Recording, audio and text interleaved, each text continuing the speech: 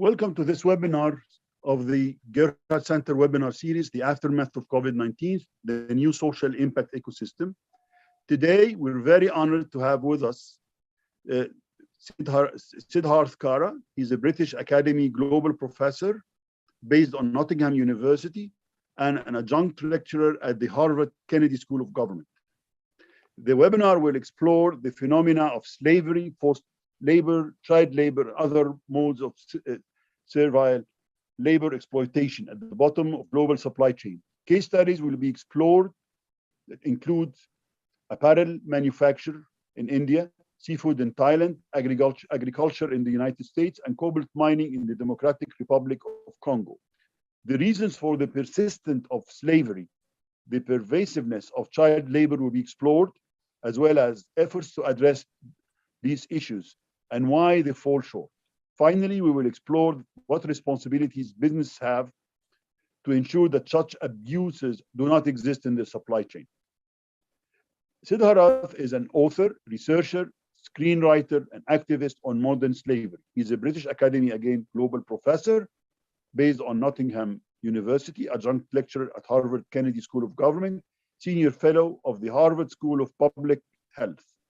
He has authored 3 books on modern slavery: Sex Trafficking Inside the Business of Modern Slavery, 2009, Bonded Labor, Tracking the System of Slavery in South Asia, 2012, and Modern Slavery, Global Perspective, 2017. Kara adapted his first book into a Hollywood film, Trafficked.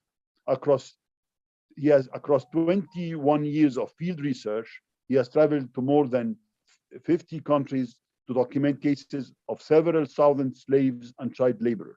He advises several UN agencies and numerous governments on anti-slave policy and law. His current research efforts are focused on conditions in cobalt mining in the Democratic Republic of Congo, which is also the top topic of a forthcoming book, Cobalt Threat. Now, Kara, thank you for joining us. It's a pleasure to have you with us. If you allow me, I'm just going to share a quick photos just to give the audience a little bit of an idea. What are we talking about when we talk about modern day slavery? We will share this with everyone after the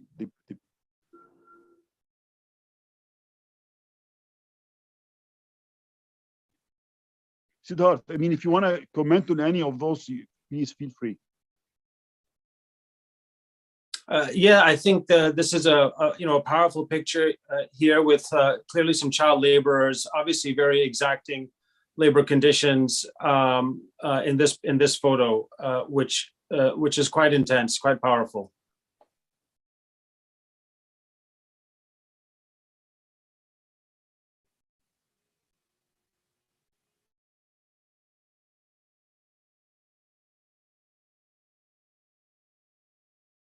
And here another one, clearly some child laborers in these next few photos, and that's a big topic that we're going to talk about.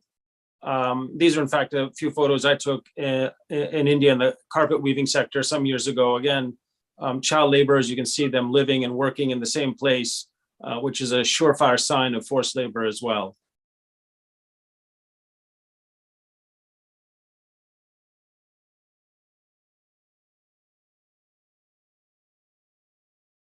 And here you've got children in the cocoa sector. That's been a major issue for many years. And here in Spain, in a developed economy, cases of forced labor in agriculture, in this case, strawberry picking. So no country is immune to contemporary forms of slavery. Okay, so the way we're going to do, I mean, we're going to have more of a question and answer. And then after that, we'll open the floor for Q&A from the audience. So, Siddharth, I mean, my first question for you is, what is modern slavery? How is it different from old forms of slavery? Then why it still exists? Okay, that's a great starting point. And let me first say thank you so much for having this webinar today on this very important topic and for inviting me to to speak about these issues to the people who have signed up today. I think it's really important for us to get a baseline understanding of what we mean by modern slavery. So in essence, when people use the term modern slavery, they're using sort of an umbrella term that captures a range of conditions in which individuals are exploited in conditions akin to old world slavery, slave-like conditions. So what exactly does that mean? Now, you can't own a person like property the way you could for most of human history. And that is where the term slavery and chattel slavery comes from. For most of human history, you could own another person just like you could own a chair or a house. You could treat them like property. And in this case, it means exploiting them for their labor output. And that was sort of the dominant mode of relations between the empowered class of people in the world and the subclass of humanity for most of human history. Now, there were great abolitionist movements beginning in the late 1700s in England and then spreading across the colonial empires into the mid 19th century and onwards to abolish this concept of slavery, owning people and exploiting them for their labor output. But that doesn't mean slavery went away just because it was written so on paper that it's no longer legal to own someone.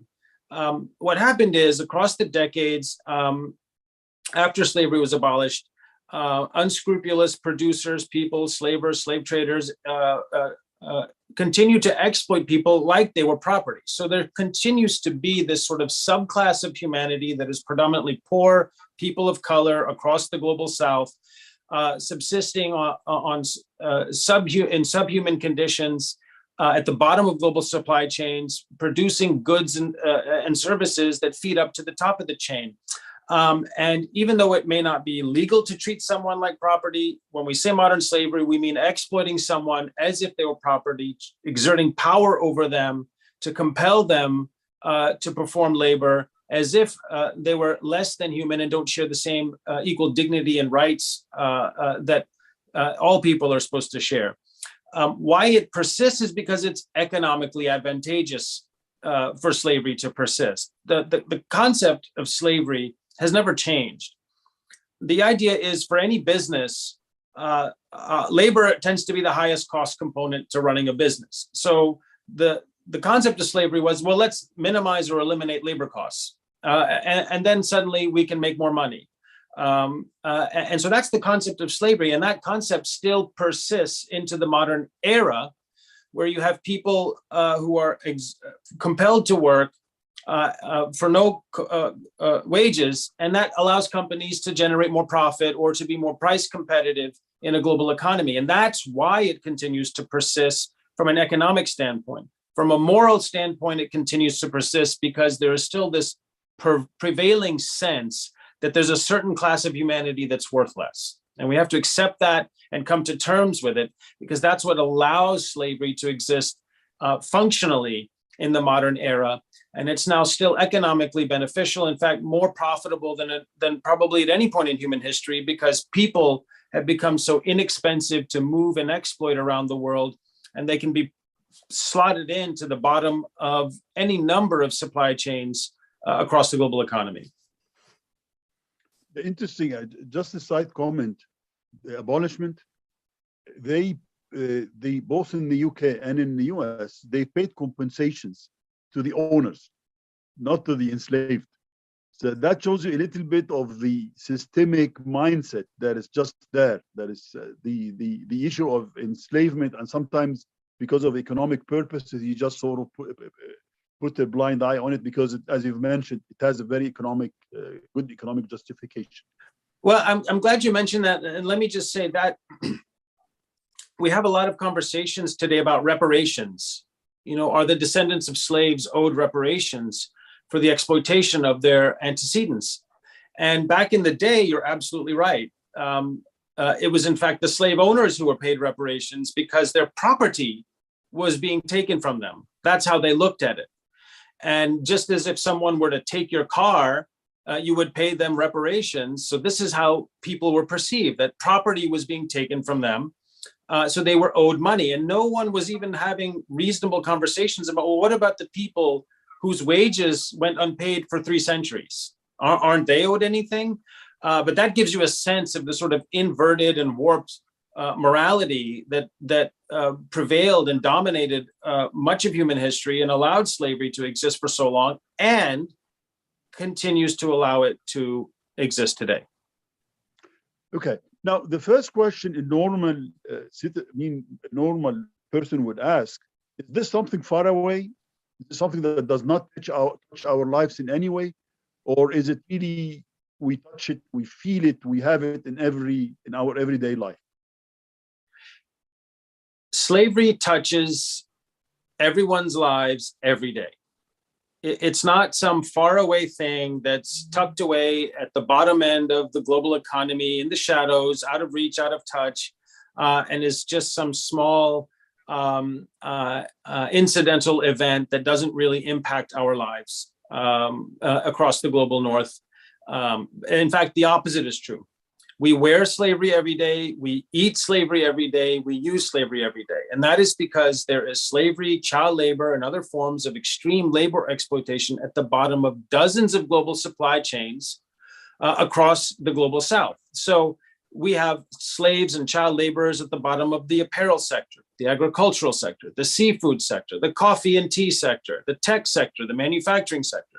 And so all those goods feed up to the top of the chain, and we buy them every day. Now, it's important to note that consumers aren't responsible for that, right? It's the consumer-facing companies that should be accountable for what takes place in their supply chains. And the lack of accountability is one of the crucial factors that allows these forms of exploitation to persist. But you and I are wearing slavery right now. You and I will eat slavery later today, and we will use slavery to check social media later today.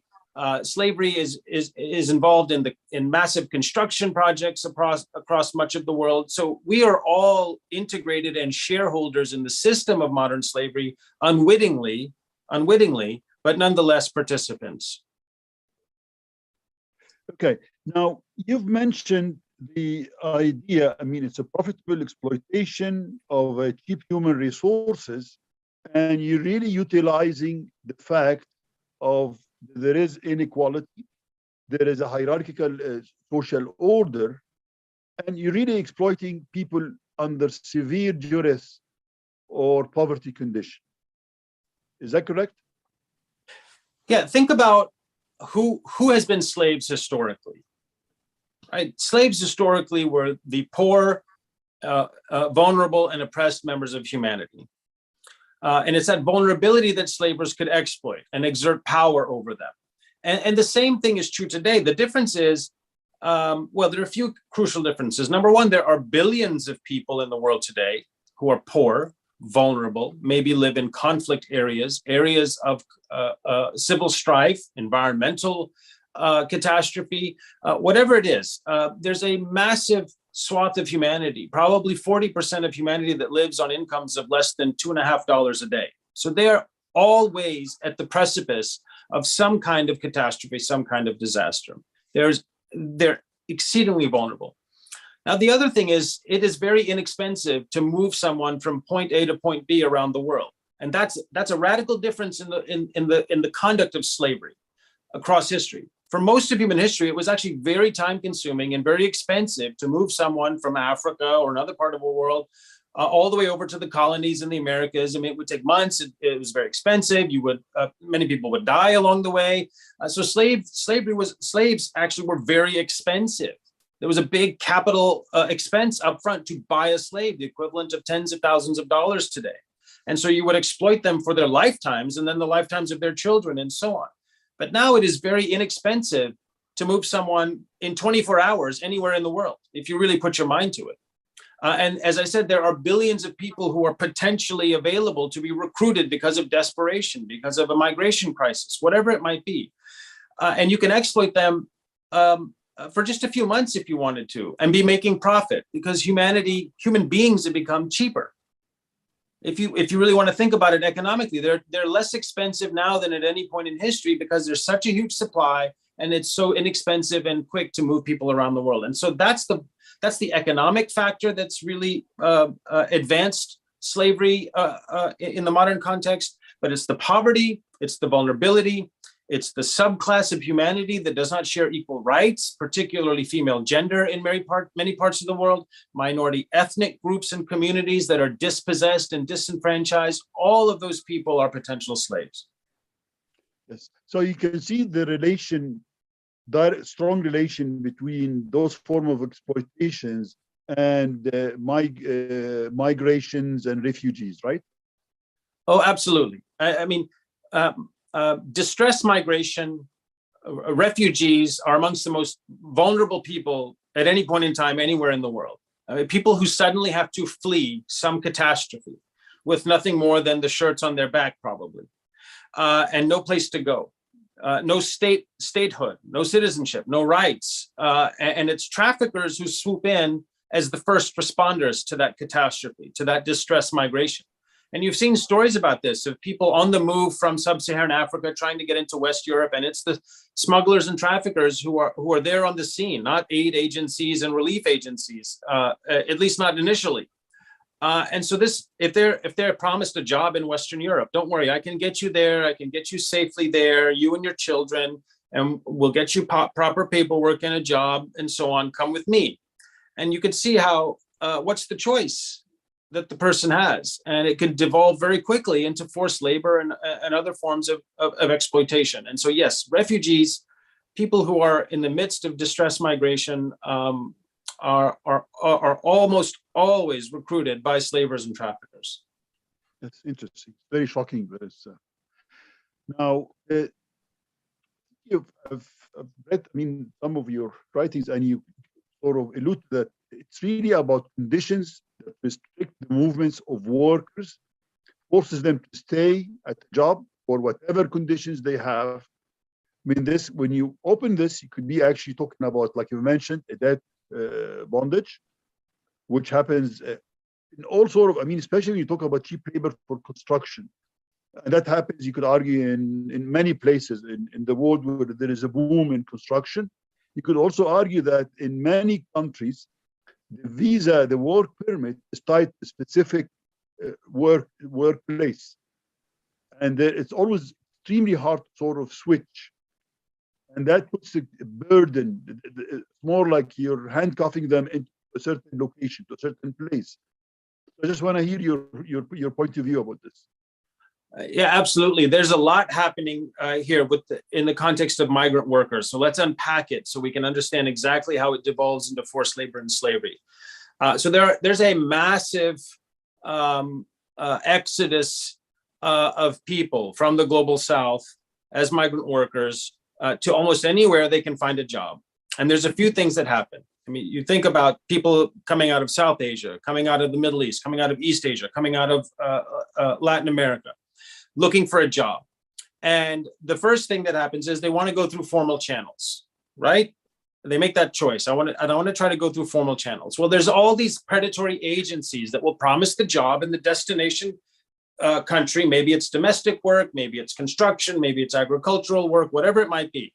But there's fees. Well, you need documents, you need paperwork, you need a medical check, you need transportation costs, all these things. So these people who are already immensely poor take out a big debt. You don't have the money because you're already poor, earning $2 a day. Here's a $10,000 debt. I'll get you there. You work it off, and everything will be good, and you'll have a wonderful opportunity. And that debt is held over them as a form of coercion. Once they get there, their documents could be taken, and they're told, actually, now there were more expenses, and the debt is $20,000, and the wages that you were supposed to get are actually now only half of that. And suddenly they're in debt bondage, they're being coerced, they're working off this debt that they may never work off. And free or almost free labor is being coerced out of them, whether it's construction or domestic work. Now that loops into the tied visa concept, because their paperwork, even if they have possession of it, which oftentimes they don't, ties them to that one employer and makes the validity of their migration status dependent on working for that employer. And you might say, but the employer is exploiting them. These aren't conversations that person's allowed to have. And they'll probably be threatened to say, look, if you make a fuss, then I'm going to reject your paperwork, say that you're a bad employee, send you back, but you'll still have the debt and people are going to come after you for it. And so now you can see how this can really degrade into a very coercive, exploitative situation. So that tied visa concept is also a mechanism that's used to coerce labor out of someone, because the immediate threat can be, well, I'll invalidate your work permit and now you're an irregular migrant and you'll be deported with the debt, no job, no one's ever going to try to work with you again or get you a job again. And so all these threats mean the person is now working in an exploitative scenario. I've seen this in agriculture in the state of California. I've seen it in construction in the Middle East. I've seen it in domestic work in East Asian countries. You know, you go on and on across the migrant worker landscape, and you see this debt, bondage, and tied visa, double-edged peril being used to coerce slavery out of an individual. Is this really, from what we've talked, is this really a developing world issue, or does it really affect developed world too? I'm talking about citizens of developed world. No country on the planet is immune to slavery. Okay, let's be clear. No country on the planet is immune to slavery. There are slaves in just about every country in the world, developing or developed. Now, from a migrant or trafficking standpoint, the movement is very much from developing into developed countries. You had a photo up front about migrants from North Africa picking strawberries in Spain in forced labor conditions. So that's slavery happening in a developed country. There are still agricultural slaves in the United States. There are construction worker slaves in Western Europe, coming from Eastern Europe on tied visa programs with upfront debts and fees and so on. So slavery happens in the developed world as well as the developing world. Now, the other way the developed world is linked is through those supply chains that we talked about, that the garments made in Bangladesh and sold on the high street in London could be made from child labor or slave labor. And then we buy it and we wear it every day. Well, why does that shirt only cost £8, right? Why does this jacket only cost 20 pounds? You know, what's the answer to that is the slavery or child labor at the bottom of the chain. That's why it's so cheap. And the company still is making a profit off of it. So those supply chains that connect the bottom to the top, developing to developed economies, are also the way in which slavery enters into the developed world. Interesting. The CNN has like a series of reportage about, we call it the Freedom Report. I think your piece about the cobalt in the Democratic Republic of Congo was one of them.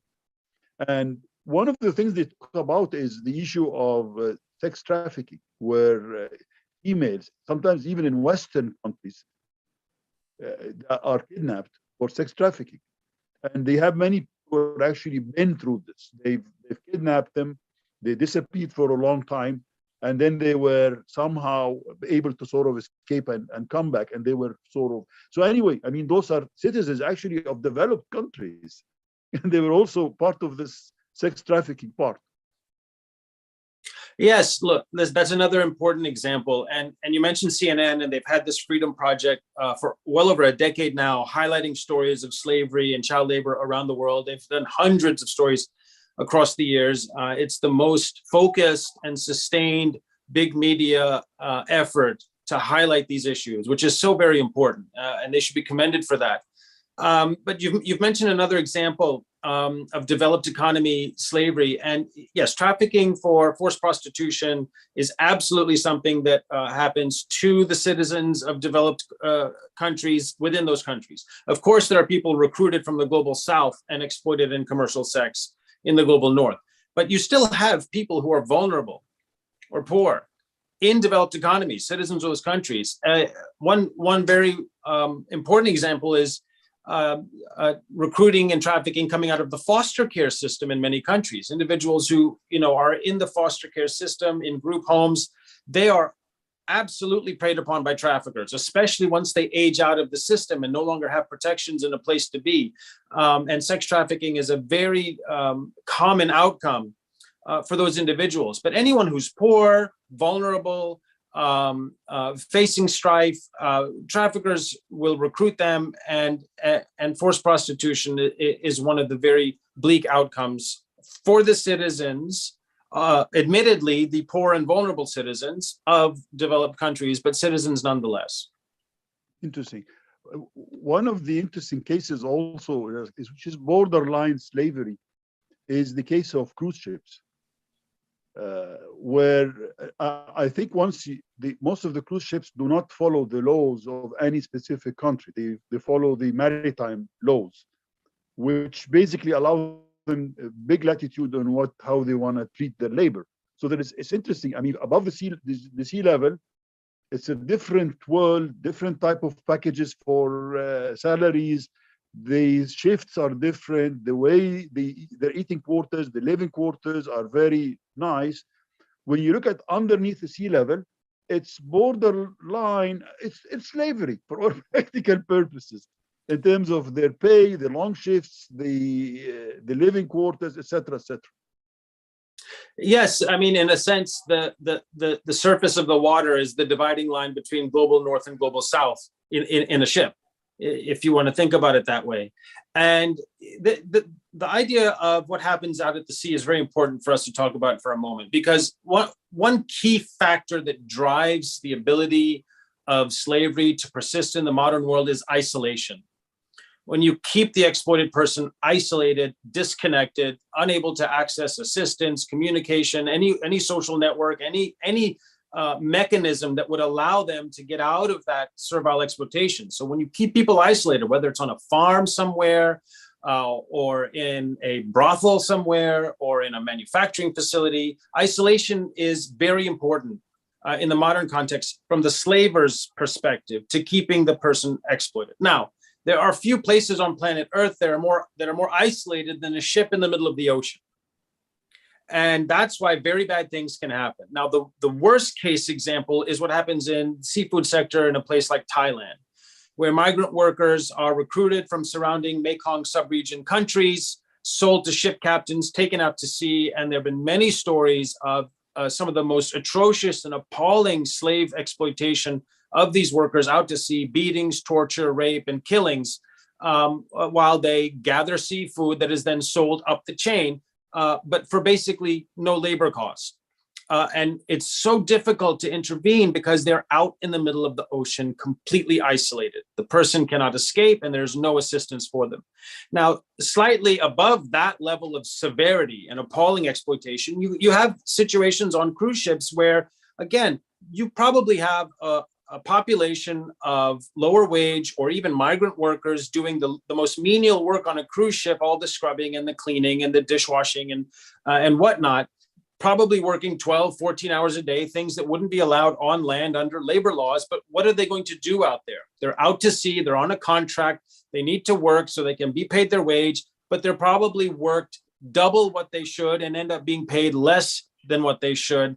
And there's a debate about whether one would call that slavery, but it's certainly severe labor exploitation, depending on how severe it is. If they're not paid in the end because of some debt, for instance, then we might categorize that as modern slavery.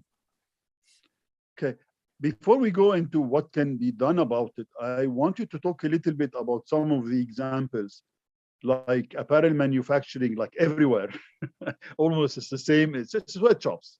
And it's amazing. I mean, the Rana crisis in Bangladesh shed a light about the conditions, but still, I mean, it persists. The other one is the seafood in Thailand, which exported all over the place. Agriculture in the US, which people cannot comprehend. And then cobalt mining in the DRC.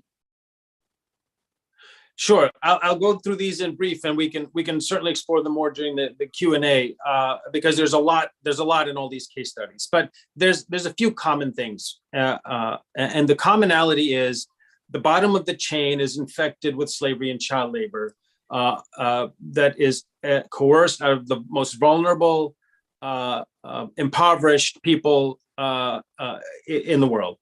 And you see this, for instance, in the apparel sector. And there's always big consumer-facing brands that we all know and buy every day at the top of the chain.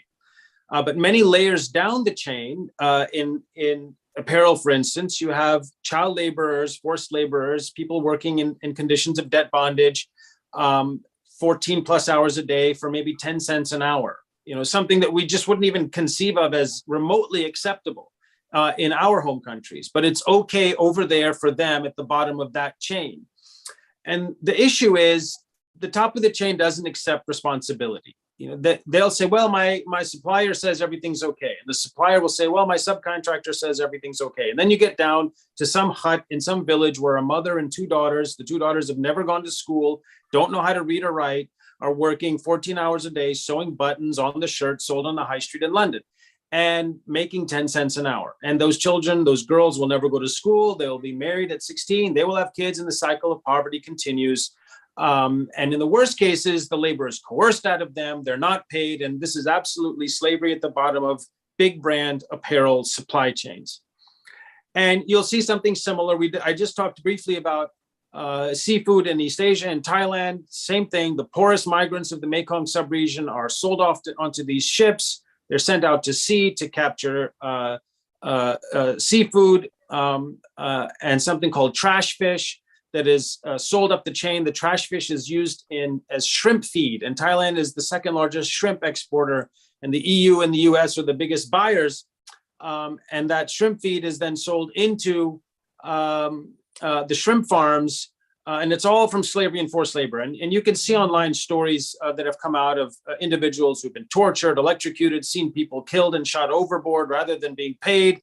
And all of that goes up the chain. And much of that trash fish, by the way, is also used as pet food and livestock feed. So it infects the beef supply chain, chicken supply chain, and the supply chains of your doggy and cat at home and the food that they eat. So it stretches out across the global economy. Slavery has been part of the agricultural system in the United States for centuries. That was where it all started 4.5 centuries ago, and it persists to this day. It's not the same, of course. You don't have people shoved in ships on the west coast of Africa, carted across the ocean and sold into slavery, but you have migrants coming on guest worker visas. And we talked about the tied visa concept, coming on these visas with big debts, and then they're on the farm, isolated, and then worked to the bone, maybe paid, maybe not paid, told that they have to work off these debts. Their documents are taken from them, and they're told, if you don't like it, I'll invalidate your visa and you'll be deported by the immigration authorities, and that will be the end of your ability to work here. But if you persist for a year or two and pay off the debt, then you can start to send money home. And that's the big dream, right? That's the carrot that's dangled in front of the slave, the hope that they'll be able to send money home, which is why they came to begin with. But it devolves into forced labor and slavery, and it still persists across many sectors of the agricultural economy in the United States, especially in the state of California, which is one of the largest agricultural zones on the planet. And then the last one I'll talk about in brief, which is the focus area of my research now, is cobalt in the Democratic Republic of the Congo. And this one, I think, puts into extreme focus everything I've ever known, seen, done, and researched about slavery across more than 2 decades.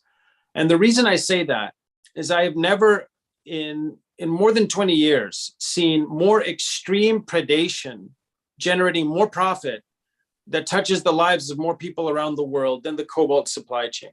And the reason I say that is because cobalt is used in the manufacture of every rechargeable battery on the planet today. Your smartphone, your tablet, your laptop, your electric vehicle, your e-scooter, your e-bike, if you can plug it in and charge it, it probably has cobalt. It most surely has cobalt in it, the battery. And more than 70% of the world's supply of cobalt comes from the Congo.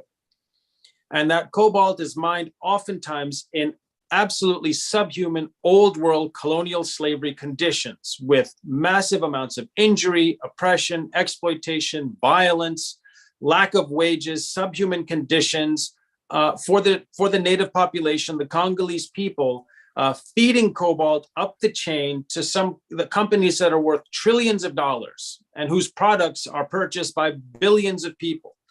And it puts everything about modern day slavery in the most sharp and extreme focus. And I think this is something that people often very shocked to hear that. Well, you mean there's slavery in my smartphone? There's slavery in my electric car, in my laptop? What are you talking about? But no form of slavery, modern slavery, touches the lives of more people or generates more profit. Just look at the market capitalizations of companies like Apple, Tesla, Samsung, Google, Microsoft, Huawei, LTC, and all the big car manufacturers that are boosting EV production. All those batteries have Congolese cobalt in them. And that cobalt is mined in subhuman colonial conditions that people deny exist. But if you get on the ground, which I have, it's plain to see. Interesting. This is actually brings to me to talk about Democratic Republic of Congo, the issue of conflict minerals, which is always, when you talk about conflict minerals, the first example that comes into mind is DRC, unfortunately. Yeah, that's right. Cobalt is just the next chapter in that. So the conflict minerals was sort of late 90s into the 2000s, and that was right at the beginning of the cell phone and kind of a consumer electronic revolution. And the conflict minerals refer to tin, tungsten, tantalum, and gold, 3TG, and they're required for every microprocessor, and to this day. And at the turn of the sort of into the 20th, early 2000s, there are massive reserves of those minerals in the Eastern Congo in the Kivus, which was just mired in militia violence following Laurent Kabila's invasion of the country, and then the Rwandan genocide. The eastern part of the Congo was just mired in militia violence, and it just happened to be sitting on some of the largest reserves in the world of these minerals that are crucial to the manufacture of microprocessors. Cobalt wasn't really an issue because the lithium-ion rechargeable battery revolution hadn't exploded yet. That came about 10 or 12 years later. But to this day, there are militias in the Eastern Kivus forcing the local population to dig out these minerals, and then they're smuggled out through Rwanda and Uganda and up the chain, and they're still in microprocessors. Cobalt is just the next phase of that because it's used in these batteries, and particularly driven by the drive to transition from internal combustion engines to electric vehicles to meet climate change goals, important goals set forth with the Paris Agreement in 2015 and amplified just last November at COP26. And that's why cobalt has become so important and so ubiquitous. So what can be done about it? And in particular by businesses, private sector, society, I mean, especially civic society, NGOs, foundations, and of course, governments. Yeah, so the most important thing to start with is what we're doing now, which is having a conversation to shed light on this issue. Still, too many people are just unaware of the extent to which slavery touches their lives and infects the global economy. And we go beyond that and talk about child labor and other forms of severe labor exploitation, all of which continue to degrade people's humanity and perpetuate cycles of poverty. So raising awareness, having conversations, that's the most important first step. Now, beyond that, other stakeholders have to get engaged. And you mentioned corporations. And the biggest, most important shift that has to take place among corporate stakeholders is that they accept accountability and responsibility for labor conditions all the way down their supply chains.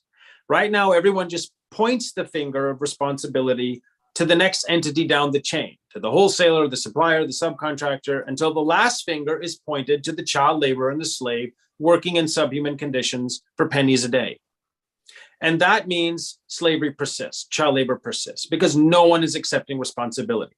Now, demand for these goods starts at the top of the chain, and so solutions have to start at the top of the chain, which means corporations, consumer-facing multinationals have to accept ethical and legal responsibility for conditions all the way down the chain. It's only then that things will start to shift. Governments have to push that process along with regulations that assign some sort of severe negative deterrent level penalty for the failure to ensure dignity and decency all the way down the chain. And they have to allocate more funding to promote research, interventions on the ground, support grassroots NGOs that are doing the hard and sometimes impossible work of pushing back against slavery, to re-empower individuals, get children out of mines and sweatshops and into schools. All of that takes time and money, and they're all bootstrapped with minimal budgets. And governments and charitable foundations, which have been doing a good amount of work, need to do more, need to do much more to support that grassroots work. So every stakeholder has a role to play. But at the end of the day, the most important advancements in human rights across history have been achieved through a groundswell of outrage, social movements that began with people like you and I, who come together and say, this is no longer acceptable, and I'm going to push on this until there's change. And that's how we've advanced human rights more often than not across human history. And so that's what we're still trying to achieve today with modern slavery, a unified, cohesive, and overwhelming groundswell amongst citizenry across the global North in particular, demanding that the work we thought was done centuries ago to rid the world of slavery now finally needs to be completed. So my last question, and then I'm going to take questions from the audience. What can universities do, in particular schools of business? And I'm not just talking about graduate students, I'm talking about even undergraduate students. What can be done? Okay, two things. Let me start with the easiest one, which is there need to be courses on this subject in law schools, in business schools, with undergrads. The more people are educated about slavery, understand it, understand how it persists in the world today, some subset of those people will make it their calling in life to rid the world of slavery. And some other subset of those people will make it their calling life to try to support those campaigners the best that they can. So education is the foundation, the first step. Having courses, especially in business schools, about corporate ethics and responsibility vis-a-vis conditions at the bottom of the chain. But there's another thing, and I think a more interesting idea, which is up to the university students to start. And that is to make their universities slavery free. Universities are big buyers of things, food, apparel, and so forth. All of which is produced in these same supply chains that may have slavery and child labor at the bottom of it. The food in the cafeteria, the sweatshirts in the gift shop, and so on and so forth. There's bound to be forced labor, child labor, servile labor exploitation, and outright slavery at the bottom of those supply chains. So university students can say, look, administration, we need to be slavery free. We surely can't be, as an enlightened institution of education, promoting and contributing, even if unwittingly, to slavery. So let's get that done. Let's make sure our supply chains are certified clean of slavery and child labor so we can at least feel comfortable and confident that we're not contributing to the problem. Thank you. I'm going to take now questions from the audience, and I'm going to start with order that they appeared. Binet, please. Binet, please unmute yourself. Yes, it was a wonderful discussion, Siddharth, on this very challenging topic, So my basic question is regarding this, this issue of, regarding the social inequality, which is causing some of these, challenges of slavery. For example, the capitalism is not being able to deliver that much, it very much, is very much focused on the profits of the large corporations and monopolies, For example, even if you look at this pandemic, you will find the large multinationals, for example, the BMWs, luxury automobiles, luxury houses basically have performed well as compared to the rest of the society, So what that basically, and we all know, these luxury houses and these BMWs are basically come from these, they use components of that are basically being manufactured in the third world countries, So and they are being exported at a very, very, dirt cheap prices. But these people have flourished, because of capitalism, because the education has not been able to deliver that much. Education is becoming completely unaffordable, and the government is not being able to spend fiscally on the social sectors. It is either the money is either even in US, you will find the money being spent by the government either in the stock market to the same companies which are exploiting the workers, etc. And the real wages are completely going down. The data is completely manipulated, and it is not transparent enough. It is not showing the right picture as such, as far the reality is concerned. So what can be done to basically to balance all this, because ultimately this problem is going to get a lot more grimmer, as you talked about the electric vehicles and all that. Even in the other sectors, for example, in the renewable energy, why are the prices of solar coming down? The prices of solar, lithium, etc. Are basically coming down because they are using a lot more what you call child labor, and these they are using extremely cheap cheap labor for this to bring down the prices, to bring it at a competitive level. So this will have long-term long-term ramifications, implications for the society as such. So simply want to have your views on that. Thanks very much. Yes, thank you. Look, it's a very important point, and it highlights much of what we've been discussing today. I think there are elements to the way the global capitalist economy functions that certainly perpetuate the issue of slavery and child labor, and that is the drive to maximize shareholder value, to maximize profits at the top of the chain, which means minimize costs at the bottom. And the next step after that is child labor and slavery, and it just continues to devolve and degrade one generation after another. And so that's why I said that the most important shift that needs to take place in the current construct of the global economy is strict accountability at the top of the chain for conditions all the way at the bottom. We wouldn't allow our children to work in toxic, subhuman, sub-wage conditions or work at all. We would want them to be in school, and they are in school. So why is it okay for the children across South Asia or Sub-Saharan Africa or any poor part of the world to be working for penny wages and putting their lives at risk to feed profitable goods up the chain that you and I buy and that companies generate ever increasing profits on? It shouldn't be. But because no one's accepting responsibility for conditions at the bottom, this exploitation persists. And that's a problem with how capitalism is envisioned right now. And that does need to shift. There are some efforts underway to start to assign more responsibility at the top of the chain. It's not moved far enough, clearly. But I think that has to be the starting point, that we need to see the children and the workers at the bottom as equal to us, and the corporations need to see them as equal employees as the people who sit in headquarters.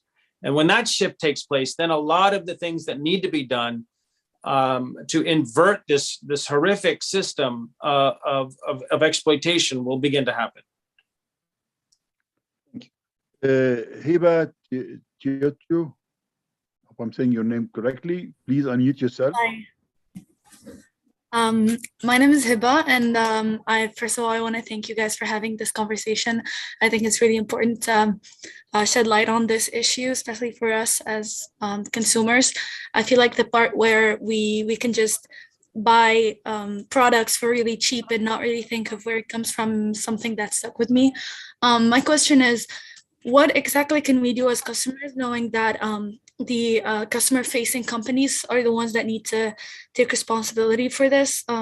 What can we do to help? Because I feel like maybe looking more into what products we get, more into sustainable fashion or products in general can help. But also, like, what about the people that can't really afford that? Because fast fashion is what's most affordable for most people. So what can we do to find alternative ways that can also be affordable for the average person?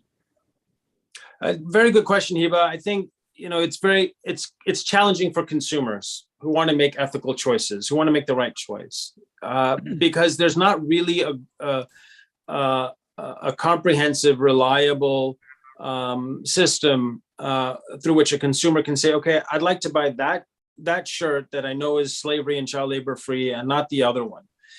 Those systems of certification, there are some out there, but they're not sufficiently comprehensive that you could just walk into any store on the high street and say, okay, which are the shirts not made with child labor? That doesn't exist yet. And so it's very difficult for consumers to make fully informed and ethical choices, even if they want to. That day will come, but we're not there yet. So in the meantime, what are consumers supposed to do? I think, number one, you have to apply pressure, organize yourselves and apply pressure to the big brands to provide independent assurances, not their own assurances, but independent assurances that their supply chains are untainted and that they're making every effort to ensure that they remain that way, that they're not just untainted for a spot check moment in time, but on a persistent and reliable basis. But you raise another point around costs. I mean, many people can only afford the £8 or $8 or €8 shirt. And would it cost more if we take child labor out? And does that mean I can't afford it because now it's going to be $10 or €10? And the answer to that question is simple. The only stakeholder in this chain that should bear any difference in the underlying economics of a supply chain that is clean and clear of slavery and child labor is the company itself. That whatever profit margin they accrue because there's child labor at the bottom of the chain is an invalid profit margin. And it shouldn't be passed on to the consumer if that has to disappear. The company simply has to just be a little bit less profitable or find some other way to reduce costs. Maybe big corporate CEO bonuses can offset some of it, or the private jets can be used less often. I mean, there's a lot of other areas that can offset what I think is an infinitesimal expense to make sure there's not some 8-year-old girl sewing the buttons on the shirt, and instead she's in school. I mean, how much does it really cost to ensure that? Not nearly as much as it costs the CEO to fly from London to Hong Kong one time on the private jet, right? So I think that's the answer to the question. People can still have and be able to buy less expensive shirts or affordable shirts. It just means the company has to find some other very reasonable way to offset the costs of ensuring there's no slavery in their supply chain. Thank you very much. Thank you. Thank you. Adu, please unmute yourself. Hello, Mr. Kara. Thank you so much for taking the time to speak with us today.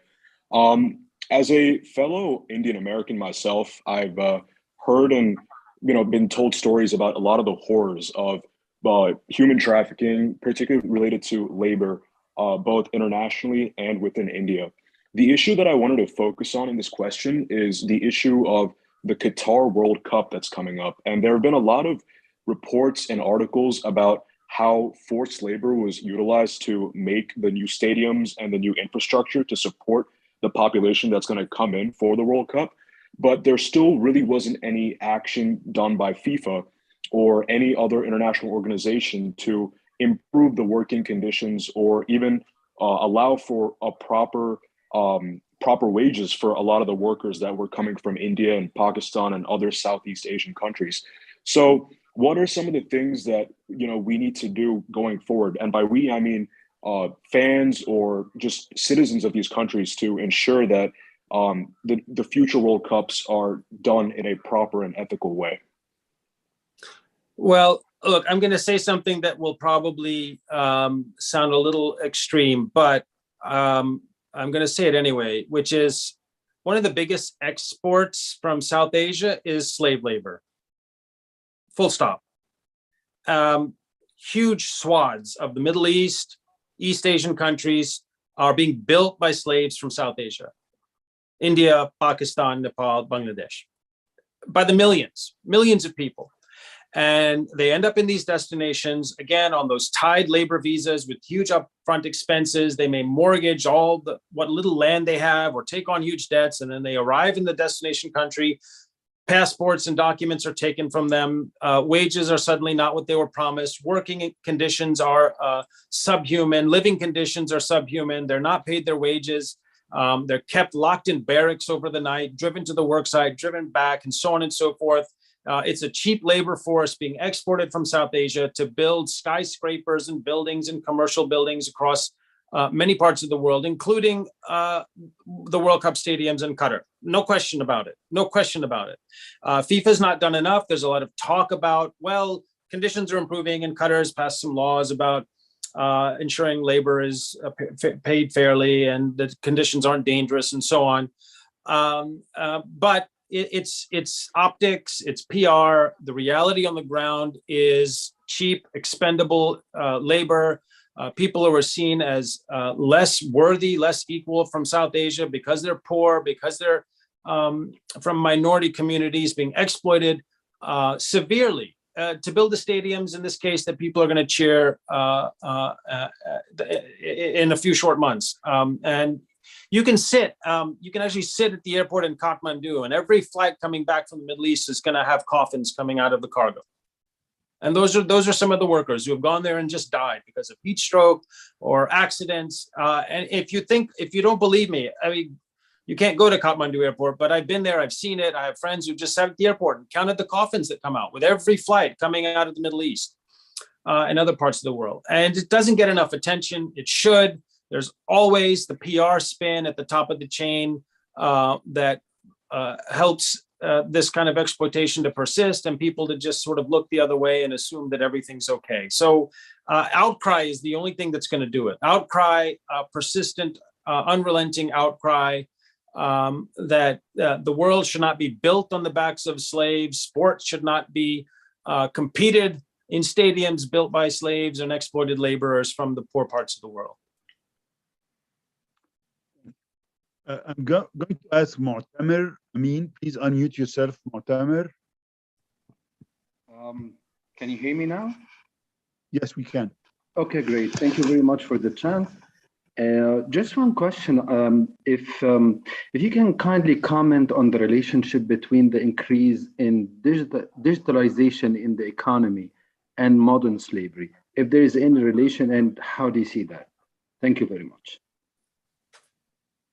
Well, I think certainly the more we have all come to use gadgets across the last 10 to 15 years has seen some fairly stark consequences at the bottom of the chain. I mean, there is slavery, there is child labor in the manufacture of these gadgets, and of course in the extraction of the raw materials required to manufacture them. So at those two levels down the chain, there have been case studies, well documented, coming out of Malaysia, fewer coming out of China because it's so hard to do research there, but still indications of forced labor and child labor in the manufacture of the smartphones and tablets and laptops and digital devices that we use every day in our lives. And then certainly at the extraction stage, pulling the metals and minerals out of the ground. I mean, this is done in some of the most appalling, subhuman, old world slavery conditions that you could imagine.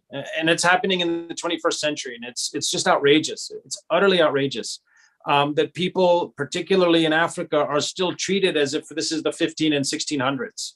And it's only, the only conclusion one can make is that's how people still think. They still think this is the 1600s and it's okay to treat Africans a certain way or people of color at the bottom of the chain a certain way. How else do you explain the persistence of that kind of old world slavery exploitation and this degradation of the essential humanity of people who, but for where they live and how poor they are and the color of their skin, are treated as if we are living centuries ago. And so it's just an appalling and unfortunate reality that the anti-slavery movement needs more support to address. Siddharth, I really thank you for a really fantastic hour. It was really a mind opener, and I'm sure the participants also have enjoyed it. Thanks a million. My pleasure. Thank you so much. Now, the audience, I thank you for attending, and I invite you to be with us on Monday, where we're going to have BOP Markets as a driver for inclusive value chain and business development. Those are from a project called To Scale. It's a BOP Inc. And they're really talking about creating marketplaces and businesses at the base of the pyramid. And they start operating in Egypt. So they're going to talk about their experience in Africa and then their starting experiences in Egypt. Thank you for attending, and I look forward to seeing you on Monday, inshallah. Stay safe. Bye-bye.